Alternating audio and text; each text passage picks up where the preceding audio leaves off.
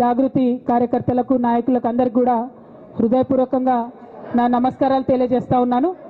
కానీ జాగృతి కార్యకర్తలు దయచేసి సాయిని వెనక్కి జరు కూర్చోబెట్టు, ప్రెస్ వాళ్ళని ఫ్రీగా కూర్చొని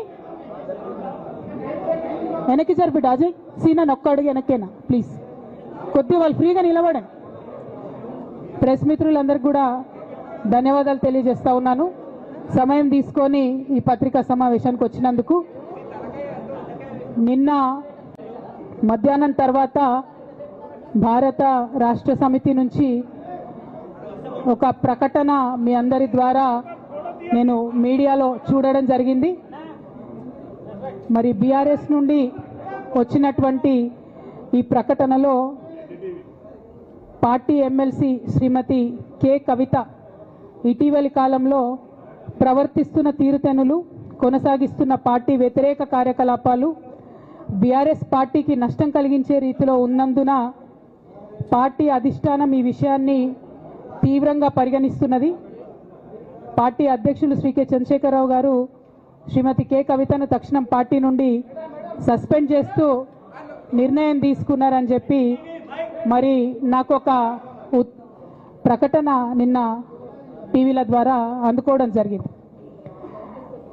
మరి నేను పార్టీ నుండి వచ్చినటువంటి లేఖలో ప్రత్యేకంగా 2 అంశాల మీద మాట్లాడదలుచుకున్నాను. నేను అక్రమ కేసులు పెట్టి నా మీద తిహార్ జైల్లో 5.5 నెలల పాటు ఉండి బయటికి వచ్చిన తర్వాత నవంబర్ 23వ తారీఖు 2024 నుండి నేను ప్రజాక్షేత్రంలోకి వచ్చి అనేక కార్యక్రమాలు చేయడం జరిగింది. మరి నేను చేసినటువంటి పనులలో మొట్టమొదటిది ఒక బిడ్డ హాస్టల్లో చనిపోతే ఆమెను విజిట్ చేసి, అట్లానే గురుకులాల్లో జరుగుతున్నటువంటి అన్యాయాల మీద మొట్టమొదటి కార్యక్రమం తీసుకొని నేను మాట్లాడినా.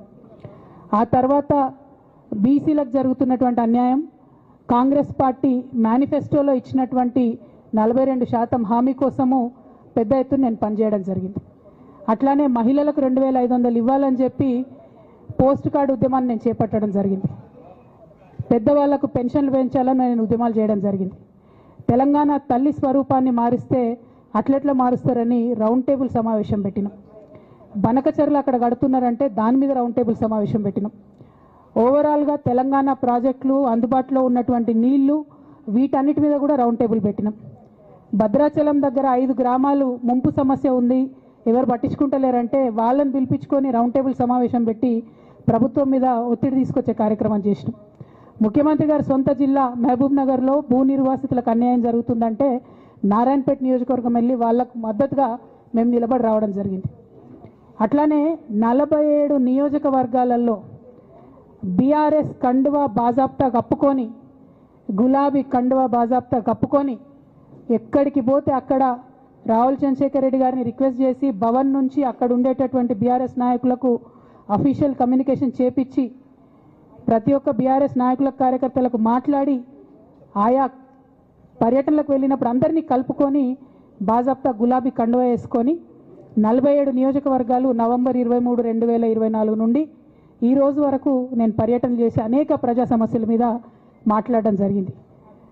మరి ఇవన్నీ పార్టీ వ్యతిరేక కార్యకలాపాలు అన్నది నాకు అర్థం కాలేదు.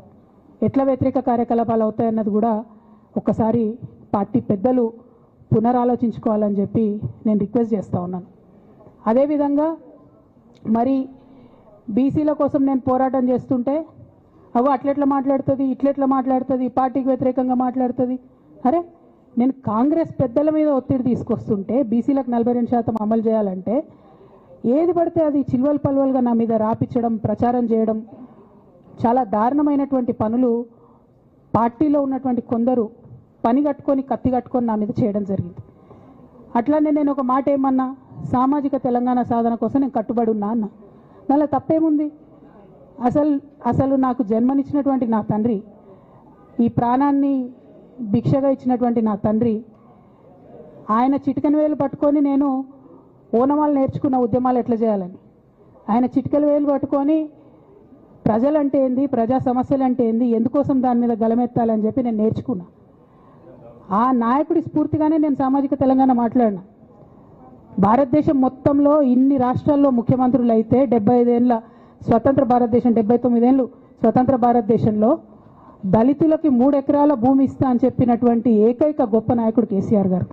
ఆయన దగ్గర నుంచే కదా నేను సామాజిక తెలంగాణ ఎజెండా నేర్చుకున్నది.